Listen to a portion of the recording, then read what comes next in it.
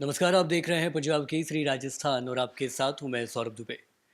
इस वक्त अगर वैश्विक पटल पर देखा जाए तो भारत तमाम सारी चीज़ों की वजह से हमेशा चर्चाओं में रहता है, जिसमें सबसे मुख्य है उसकी आर्थिक नीतियों को लेकर। जी हाँ, आर्थिक विजन कैसा है, आर्थिक चुनौतियाँ कैसी है, आर्थिक परेशानियाँ कैसी है और उससे निपटने की जो भारतीय मानस है वो कैसा है। इन तमाम सारे पहलू पर तफसील से चर्चा करने के लिए आज हमारे साथ एक बेहद ही खास मेहमान जुड़े हुए हैं। नाम है मोहित अग्रवाल जी।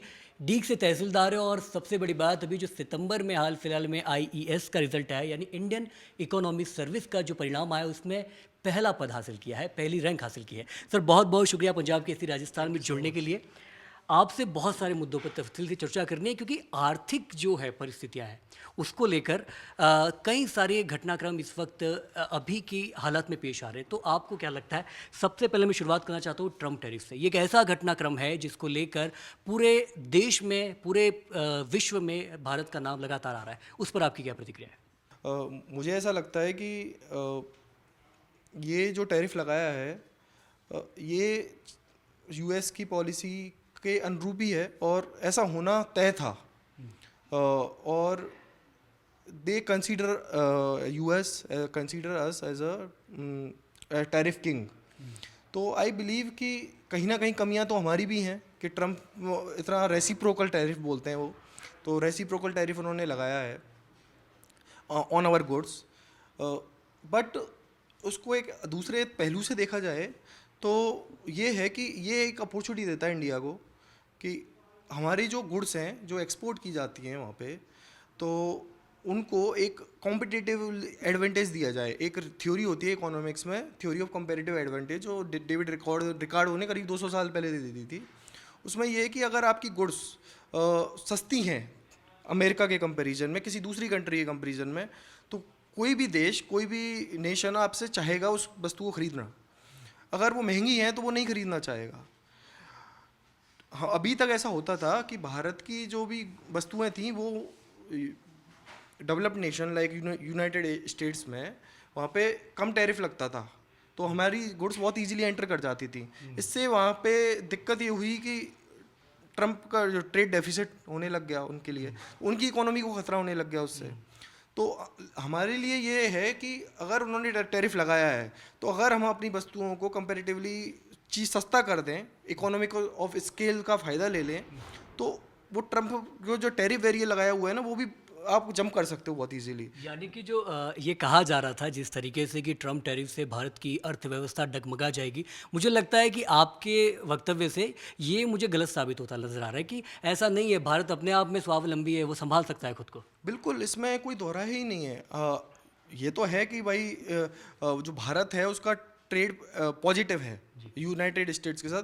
पर अगर हमारी ओवरऑल इकोनॉमी को देखा जाए जो लगभग 4 ट्रिलियन से ऊपर की है, उसमें ट्रेड का जो पार्ट है वो बहुत कम है। हमारी मेजर जो जीडीपी है वो आती है डोमेस्टिक कंजम्पशन से। जो हमारा major more than 60% of our GDP वो हमारे कंजम्पशन से है, डोमेस्टिक कंजम्पशन से। तो एक्सपोर्ट्स पे हम बहुत ज़्यादा डिपेंडेंट है ही नहीं। और यही बात कि इंडियन इकोनॉमी तो बहुत रेजिलियंट इकोनॉमी है हर तरह से देखा जाए। तो अगर इन्वेस्टमेंट का भी पार्ट देखा जाए तो अराउंड 31% के आसपास we have the investment, private investment. तो एक टैरिफ से थोड़ा सा धक्का लग सकता है, बट इसका मतलब ये नहीं है कि हमारी इकोनॉमी बिगड़ जाएगी। ऐसा कभी हो ही नहीं सकता। We are the fourth largest economy in the world. तो आई डोंट थिंक कि it could happen any time soon. But at the same time we also take, मतलब हमें ये सोचना चाहिए कि अगर ये कोई क्राइसिस आया है तो क्राइसिस को एज अपॉर्चुनिटी की तरह यूज़ करो, अपने आप को और स्ट्रॉन्ग बनाओ रादर देन रिटेलिएट। तो अगर हम अपने आप को स्ट्रॉन्ग बनाएंगे तो हमारी इकोनॉमी और आगे जाएगी बहुत। और हमारा जो विजन है हमारे प्रधानमंत्री जी का, माननीय प्रधानमंत्री जी का, यही है कि 2047 तक हम विकसित भारत बने। तो आई थिंक अगर हम सब we take all the things, अगर हम करते हैं तो हम बहुत इजीली हम विकसित भारत के गोल को अचीव कर सकते हैं। तो I think it should be considered as a positive push, अगर ट्रम्प की तरफ से किया भी गया है। एक बहुत महत्वपूर्ण सवाल इससे जुड़ा मैं ये भी पूछना चाह रहा हूँ कि जीएसटी 2.0 अभी हाल फिलहाल में सरकार द्वारा लाया गया है। इसने भी कहीं ना कहीं भारतीय अर्थव्यवस्था में थोड़ा बहुत तो फेरबदल किया है। इस फेरबदल को किस तरीके से देखते हैं और नॉर्मल सिटीजन्स पे इसका इम्पैक्ट कैसा पड़ा है, पॉजिटिव या नेगेटिव? अ, ये जीएसटी 2.0 तो बहुत दिनों से जो देश के अर्थशास्त्री हैं डिमांड कर रहे थे कि हमने 2017 1 जुलाई को जब GST 1.0 लेके आए थे, तो उसमें अब कोई भी स्कीम आप इतने बड़े देश में लेके आ रहे हैं, कोई भी प्रोग्राम लेके आ रहे हैं, तो कहीं ना कोई खामियां रह ही जाती हैं। तो हमने समझा कि भाई ये कमियां रह गई, हमें उस पर काम करना चाहिए, और GST 2.0 उसका ही एक हिस्सा है। हम we are moving forward into a simpler and better tax collection system. जो कैनन्स ऑफ टैक्सेशन होता है, सिंप्लिसिटी का, आप उसको इकोनॉमी, कैनन ऑफ इकोनॉमी होता है, तो वो सारे जो बॉक्सेज हैं with GST 2.0 we have taken it. With respect to the consumer section, जो सरकार ने सबसे अच्छी बात तो यही की है कि जो आम आदमी है उसके लिए चीज़ों को बहुत सस्ता कर दिया। जो टैक्स 18% हुआ करता था, 28% हुआ करता था, उसको आप जीरो तक लेके आ गए, कहीं को 5%। तो इससे क्या हुआ है कि ये कंजम्पशन को बूस्ट मिलेगा, और जो हमारी इकोनॉमी ऑलरेडी कंजम्पशन ड्रिवन है, इट विल बूस्ट दैट। तो इससे क्या होता है, अल्टीमेटली केन्स का एक सिद्धांत है कि मल्टीप्लायर वाला। तो अगर कोई भी वस्तु खरीदी जाती है मार्केट से, तो उसका करीब 4 से 5 गुना इम्पैक्ट पड़ता है। तो ना केवल कंज्यूमर्स पे, ना केवल आम नागरिक पे, बल्कि पूरी अर्थव्यवस्था पे ही इसका बहुत बड़ा इम्पैक्ट देखने को मिलेगा। थोड़ा बहुत ये है, ये माना जा रहा है कि थोड़ा बहुत हिकअप्स हैं, लाइक 48,000 करोड़ के आसपास का सरकार का रिवेन्यू लॉस बता रहे हैं, but I think it could be offset very easily one और 2 ईयर्स। और जितने इसके फ़ायदे हैं, वो 48,000 करोड़ तो बहुत कम है उसके लिए, हमारी अर्थव्यवस्था को देखते हुए, और हमारे जो गोल हैं आगे के अमृतकाल के अंदर, ये तो बहुत बड़ा इनिशिएटिव है, and it was much needed for the economy. इस बार सरकार ने GST 2.0 में जनता के हाथ में सीधा पैसा दिया है, तो क्या जनता उसका उपयोग सही तरीके से कर पाएगी? जनता इस देश की बहुत समझदार है। इस देश की जनता जब इतनी अच्छी सरकारें चुन सकती है, इतने अच्छे साइंटिस्ट, इतने अच्छे इंजीनियर्स, इतने अच्छे इकोनॉमिस्ट अगर बना सकती है, तो we know we are the rational consumers. ऐसा नहीं है कि अगर कोई चीज़ सस्ती हुई तो हम उसको एक्सुबरेंस की तरह ख़रीदना शुरू कर दें, और जो जिस चीज़ की ज़रूरत नहीं है वो भी खरीद रहे हैं। ऐसा नहीं है, क्योंकि सरकार ने भी ये चीज़ सोची, और उन्होंने उन्हीं चीज़ों को सस्ता बनाया जो नेसेसिटी हैं, जो कि आम आदमी के काम आती हैं। जैसे कि मैं अगर एग्जांपल दूं, दूध पीना, या आप पहले कितना ज़्यादा कन्फ्यूजन हुआ करता था। मैं एग्जांपल दूं तो पॉपकॉर्न हुआ है, पॉपकॉर्न अगर आप मॉल में खा रहे हो तो उसका रेट अलग ही चल रहा है, उस पर टैक्स अलग लगेगा। पॉपकॉर्न अगर खुले हैं तो उन पर 0% टैक्स है। अगर प्रोसेस्ड है, उस पर अगर बटर्ड पॉपकॉर्न है तो उस पर अलग टैक्सेशन है। तो कन्फ्यूजन बहुत ज़्यादा था। तो सरकार ने क्या किया कि कन्फ्यूजन को बिल्कुल ही ख़त्म कर दिया, कि अब चाबी दे दी कंज्यूमर के हाथ में, कि आइए आपकी इच्छा है कि आपको वो चीज़ें लेनी है, नहीं लेनी, और कितने हद तक लेनी है। तो आई डोंट थिंक कि कंज्यूमर इससे मतलब बहुत ज़्यादा इरेशनल एक्जुबरेंस होगा। I don't think so. We are the fourth largest economy and we are moving toward the third largest economy. क्या फ़र्क होता है जब आप विश्व गुरु बन जाते हैं, या देश पूरे विश्व की तीसरी बड़ी अर्थव्यवस्था बन जाते हैं, लेकिन जब आपकी पर कैपिटा इनकम पर गौर किया जाता है, या फिर रियलिटी चेक दिया जाता है, तो अभी भी बड़ी संख्या में लोग फ्री राशन के लिए उत्सुक हैं, उतारू हैं, और जो मूलभूत विकास है कई क्षेत्रों में नहीं मिलता। तो ये डिफरेंस क्यों है? First, I would like also you to congratulate कि we are the fourth largest and we are becoming the third largest. So it is a great achievement for us. But at the same time ये भी है कि जो per capita income है, जैसे आपने बताया ही कि $2500-2700 के आसपास है। अगर विकसित के हिसाब से देखा जाए तो अराउंड 14,000 जो वर्ल्ड बैंक के मानक हैं, $14,000 के आसपास का मानक होता है कि वो एक अपर मिडिल क्लास इकोनॉमी में आता है। तो उस एंगल से तो हम पीछे दिखते हैं, बट इसका मतलब ये नहीं है कि हम पीछे हैं। और रही बात राशन की, तो राशन अगर 80 करोड़ लोगों को दिया जा रहा है, तो उसका एक बहुत बड़ा ये है कि हमारा देश का, जब हमारा देश आज़ाद हुआ था, सबसे बड़ा जो टारगेट था वो था कि गरीबी को हटाओ। तो अगर हम 80 करोड़ लोगों को राशन नहीं देंगे, तो उनकी जो बेसिक नीड्स हैं वो ही पूरी नहीं होंगी, तो वो कहाँ से ह्यूमन डेवलपमेंट इस देश का होगा, जो कि इस देश को आगे लेके जाएगा। अगर आप बेसिक नीड्स पूरी करते हैं, जो सरकार कर रही है, 80 crore, more than 80 crore people are getting ration, free ration, तो उससे क्या हो रहा है कि जो देश का आम नागरिक है, जो पहले गरीब हुआ करता था, वो अपने बच्चों को पढ़ाई के लिए, शिक्षा के लिए भेजता है। वो उस पैसे को खाने की बजाय अच्छी हेल्थ पे, अच्छी डाइट पे खर्च करता है। इससे ब्रेन डेवलप होगा, और धीरे धीरे जो रिसर्च में हम जब पीछे चल रहे थे, वो धीरे धीरे हम बहुत आगे निकल जाएंगे। तो आई थिंक कि ये तो बहुत ज़रूरी है। ये शॉर्ट टर्म मेजर्स हैं, मैं ये नहीं कहूँगा कि ये आप 50 साल तक ऐसे ही करते रहो, बट अभी ये हमारे देश की नीड है। 5-6 साल में जब ये स्टेबिलिटी आ जाएगी, तो धीरे धीरे धीरे धीरे लोगों अपने आप ही इस सबसे, इस ब्रैकेट से ऑटोमेटिकली हटते चले जाएंगे, क्योंकि ये it's like a automatic exclusion thing. अगर आप अच्छा कमा रहे हैं धीरे धीरे, तो आप ऑटोमेटिक उस ब्रैकेट से बाहर आते जाओगे। तो जो बर्डन है सरकार का, जो एक्सचेकर का जो बर्डन है, वो धीरे धीरे कम हो जाएगा, बट ये अभी समय की मांग है। जी। आप डीग से तहसीलदार हैं, आपने राजस्थान की अर्थव्यवस्था को काफ़ी करीब से देखा है, समझा है।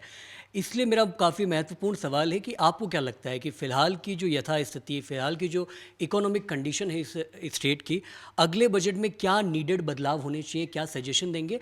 और इसके जवाब के दौरान आप प्लीज़ राजस्थान की इकोनॉमिक डेवलपमेंट को अदर स्टेट के इकोनॉमिक डेवलपमेंट से कंपेयर करके बताइएगा प्लीज़। जी।